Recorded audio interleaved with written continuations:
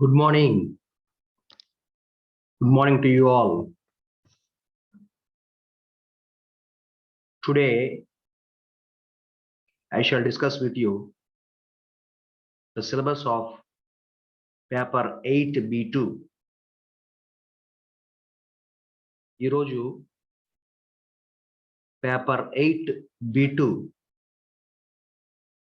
Aquaculture క్లస్టర్లో paper 8B2 syllabus చూద్దాం.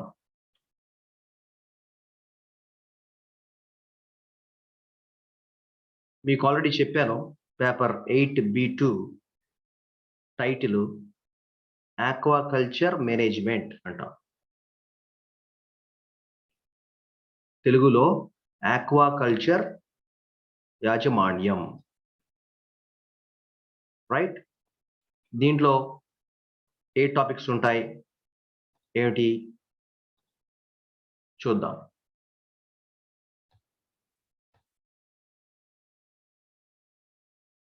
Unit 1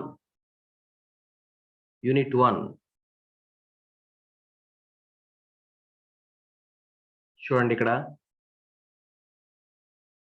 sub heading చూడండి. యూనిట్ 1 సబ్ హెడింగ్ ప్రజననం మరియు హ్యాచరీ యాజమాన్యం అన్న సబ్ హెడింగ్. దీంట్లో ఫస్ట్ టాపిక్ బంద్ ప్రజననం అని ఉంటుంది. ప్రజననం అనగా చేపలతో లేదా రొయ్యలతో ఎగ్స్ పెట్టించటం లేదా పిల్లలు పెట్టించటం, దాన్ని ప్రజననం అంటాం. దాంట్లో రకాలు ఉంటాయి. ఇది బంద్ ప్రజననం అన్నాం. నెక్స్ట్ టాపిక్ చూడండి. హైపోఫైజేషన్ ద్వారా కార్పు చేపల ప్రేరేపిత ప్రజననం. హైపోఫైజేషన్ అన్నాం. హైపోఫైజేషన్ అనగా పీయూష గ్రంథి, చేపల్లోని పీయూష గ్రంథి తీసుకొని దాని నుంచి ఒక ద్రావణాన్ని తయారు చేసి అది కార్పు చేపలకు ఎక్కించి వాటితో గుడ్లు పెట్టించటం, దాన్ని ప్రేరేపిస్తున్నాం. చేపలను ప్రేరేపిస్తున్నాం.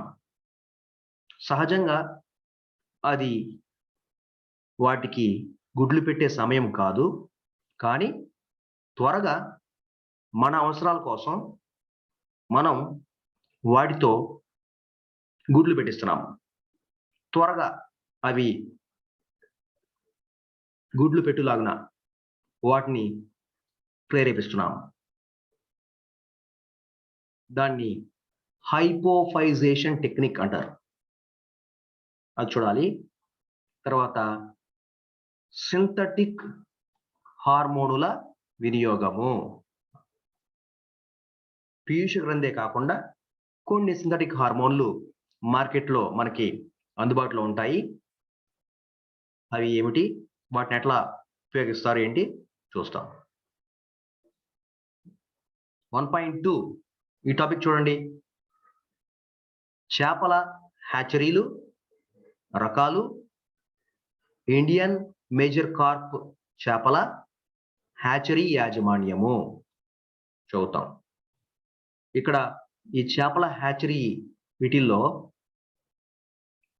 జార్ హ్యాచరీ అని ఒక రకం, చైనీస్ సర్కులర్ హ్యాచరీ అని ఒక రకం ఉంటాయి. అవి రెండు చదువుతాం. అలాగే ఈ హ్యాచరీ యాజమాన్యం ఎట్లా చేయాలి ఏంటి చూస్తాం. Next topic Penaeus monodon tiger రొయ్య లేక లిట్టోపీనియస్ వెన్నామి. ఈ రొయ్యల బ్రీడింగ్ అనగా ప్రజననం మరియు వాటి హ్యాచరీ యాజమాన్యము చూస్తాం. ఈ యూనిట్లో లాస్ట్ టాపిక్ చూడండి, మ్యాక్రోబ్రేకియం రోసన్బర్గి అన్నాం. దీన్ని జైంట్ ఫ్రెష్ వాటర్ ప్రాన్ అంటారు. జైంట్ మంచినీటి రొయ్య. ఈ రొయ్య యొక్క బ్రీడింగ్ మరియు హ్యాచరీ యాజమాన్యం చూడాలి.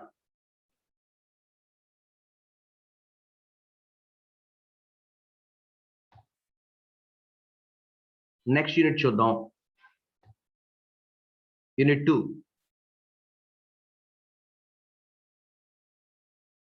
సబ్ హెడింగ్ చూడండి. యూనిట్ 2 నీటి నాణ్యత యాజమాన్యం. చేపల లేదా రొయ్యల పెంపకానికి చాలా ముఖ్యమైనది నీటి నాణ్యత. నీటి నాణ్యత, నీటిలో ఆక్సిజన్ ఎంత ఉండాలి, పోషకాలు ఎంత ఉండాలి, కార్బన్ డైఆక్సైడ్ ఎంత ఉండాలి, నీటి pH ఎంత ఉండాలి, ఇవన్నీ చూసుకోవాలి. అవే చాలా ముఖ్యమైన విషయాలు. చేపలు లేదా రొయ్యలు అవి నీటిలో పెరుగుతాయి కాబట్టి వాటి యొక్క నీటి నాణ్యత చాలా ప్రాముఖ్యమైనది. ఫస్ట్ టాపిక్ చూడండి, చేప మరియు ష్రింప్. ష్రింప్ అనగా సముద్ర నీటి రొయ్య. వీటి పెంపకమునకు సరిపడే నీటి నాణ్యత మరియు మృత్తిక లక్షణాలు. మృత్తిక అంటే సాయిల్, మట్టి, చెరువు దగ్గర ఉండేటువంటి మట్టి. మట్టి యొక్క లక్షణాలు కూడా వాటి పెంపకానికి చాలా ప్రాముఖ్యమైంది. ఇవన్నీ చూడాలి. నెక్స్ట్ టాపిక్, పెంపక చెరువులలో ఆక్సిజన్ తగ్గుదల,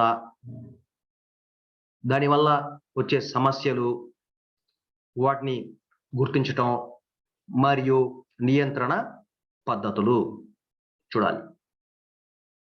ఎప్పుడు ఆక్సిజన్ లెవెల్ పడిపోవచ్చు, దానివల్ల సమస్యలు ఏమొస్తాయి, నియంత్రించడం ఎట్లా చూస్తాం. మూడో టాపిక్ ఏరేషన్ అన్నారు. ఏరేషన్ సూత్రాలు మరియు అత్యవసర ఏరేషన్, ఎమర్జెన్సీ ఏరేషన్ అంటాం. ఏరేషన్ అనగా యంత్రాలు ఉపయోగించి నీటిని బాగా కలియబెడతాం. దానితో ఆక్సిజన్ నీటిలోకి బాగా వ్యాపనము చెందుతుంది. దాన్ని ఏరేషన్ అంటాం. కాబట్టి ఏరేషన్ సూత్రాలు మరియు అత్యవసర ఏరేషన్ ఈ టాపిక్స్ చదువుతాం. అలాగే లాస్ట్ టాపిక్ చూడండి యూనిట్లో, సున్నము పదార్థములు. చేపల చెరువులలో వాడే సేంద్రియ మరియు అసేంద్రియ ఎరువులు, వాటి వాడకం వలన పర్యవసానాలు. సున్నం ఎందుకు వాడతారు, సున్నం వాడినప్పుడు నీటిలో మార్పు ఎట్లా వస్తుంది, ఏమిటి, అట్లాగే ఎరువుల వాడకం, ఓకే, వాటి పర్యవసానాలు, ఇవన్నీ చూస్తాం. యూనిట్ 2.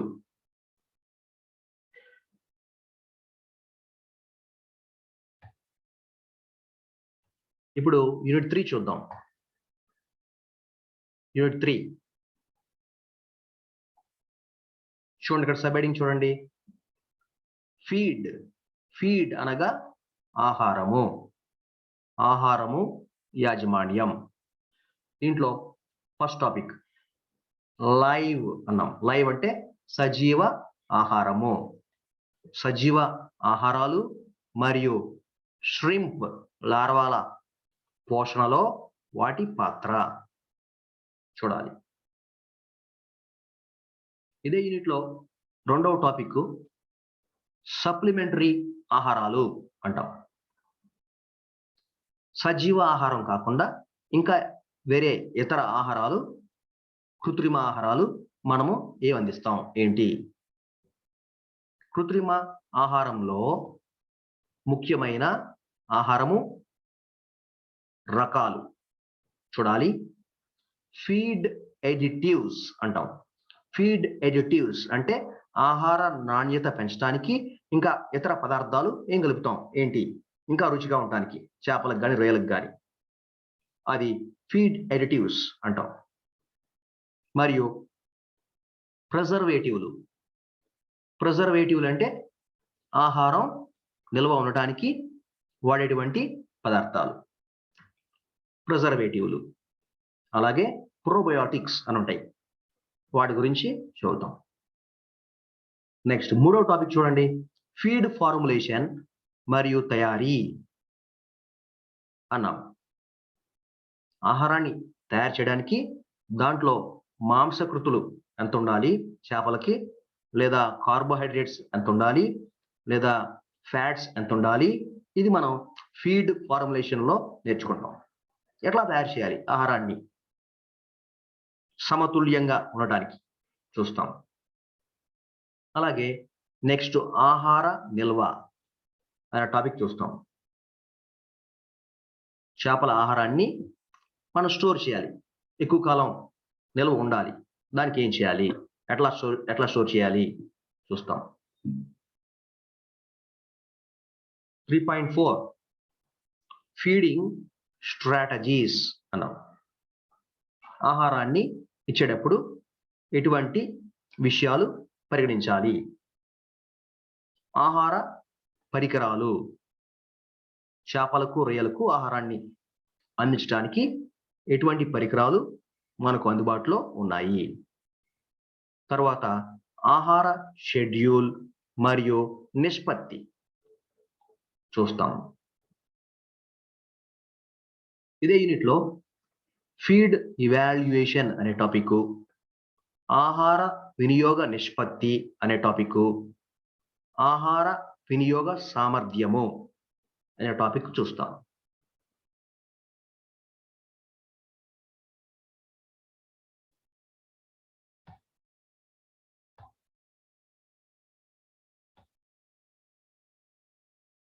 ఇక యూనిట్ 4 చూడండి. యూనిట్ 4 సబెడింగ్ వ్యాధుల యాజమాన్యము. కాబట్టి ఈ యూనిట్ మొత్తం చాలా వరకు చేపలు రొయ్యలు వాటికి వచ్చే వ్యాధుల గురించి ఉంటుంది. ఫస్ట్ టాపిక్ చూడండి, వ్యాధి నివారణలోని సూత్రాలు మరియు ఆరోగ్య యాజమాన్యం. సెకండ్ టాపిక్ దీంట్లోనే చేపల వ్యాధులు, నివారణ చర్యలు, పరిశుభ్రత మరియు చికిత్స. తర్వాత చేపలలో నిర్దిష్టత కాని రక్షణ వ్యవస్థలు అనే టాపిక్ చూడాలి. ఆ తర్వాత చేపలలో ఇమ్యూనైజేషన్ మరియు వ్యాక్సినేషన్ ప్రక్రియ ఎట్లా ఉంటుంది, ఏమిటి, చేపల వ్యాక్సిన్లు ఏమిటి, వ్యాధులు రాకుండా ఉండటానికి, ఇవి కూడా చూడాలి. 4.5 సాధారణ చేపల వ్యాధులు, ఈటియాలజీ అంటాం. ఈటియాలజీ అనగా వ్యాధి యొక్క కారణం, వ్యాధి కారణం ఏమిటి అనేదాన్ని ఈటియాలజీ అంటాం. ఈటియాలజీ చూడాలి, వ్యాధి లక్షణాలు చూడాలి, నివారణ చర్యలు చూడాలి, తర్వాత చికిత్స కూడా చదవాలి మనం. 4.6 సాధారణ ష్రింప్ వ్యాధులు. ష్రింప్ అనగా సముద్రపు రొయ్య వ్యాధులు, సముద్రపు రొయ్య వ్యాధులు. ఇక్కడ కూడా ఈటియాలజీ, వ్యాధి లక్షణాలు, నివారణ చర్యలు, చికిత్స చూడాలి. కాబట్టి ఈ యూనిట్ నుంచి తప్పనిసరిగా ఎగ్జామ్లో ఒక క్వశ్చన్ చేపలు లేక రొయ్యల వ్యాధుల పైన వస్తుంది.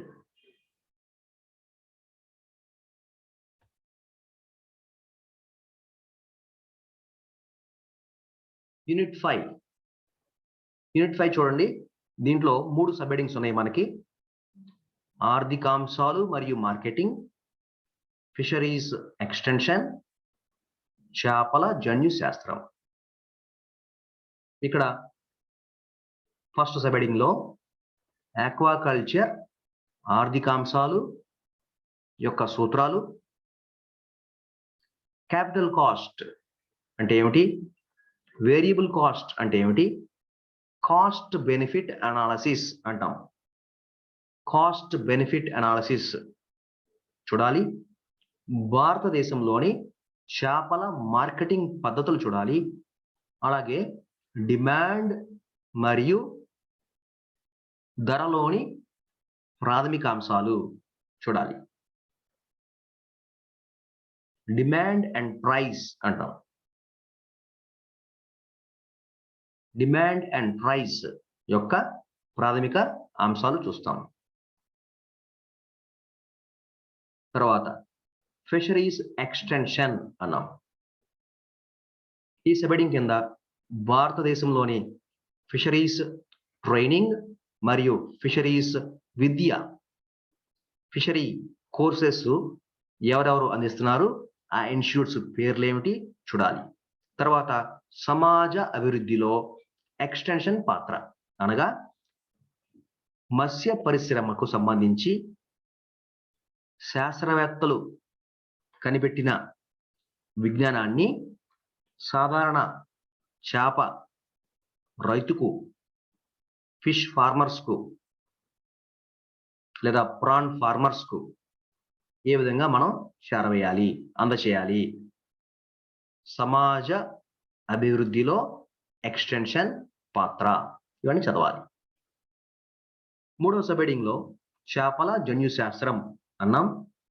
ఇక్కడ ఫిష్ స్టాక్ జన్యు అభివృద్ధి ఒక టాపిక్.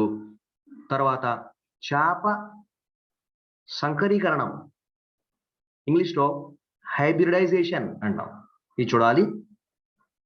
అలాగనే గైనోజెనిసిస్ అనే టాపిక్, ఆండ్రోజెనిసిస్ అనే టాపిక్, పాలిప్లాయిడీ అనే టాపిక్, తర్వాత ట్రాన్స్జెనిక్ చేపల గురించి, అలాగనే బీజ కణాల cryopreservation.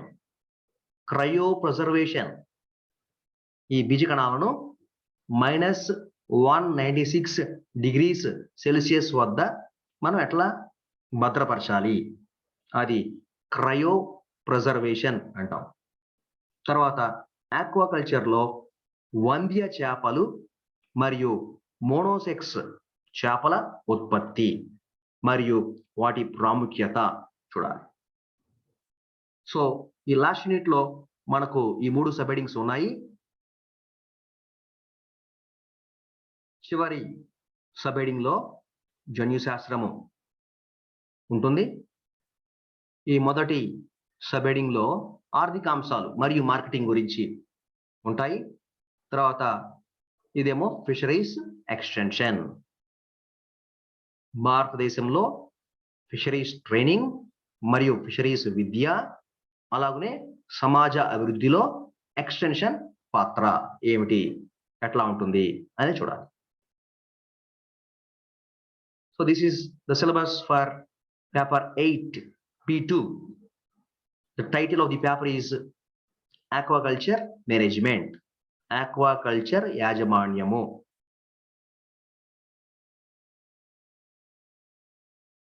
For today I'm stopping here. Tomorrow we can meet again with the topic of first unit of B2. Thank you very much for joining. Thank you. We shall meet again tomorrow. Thank you.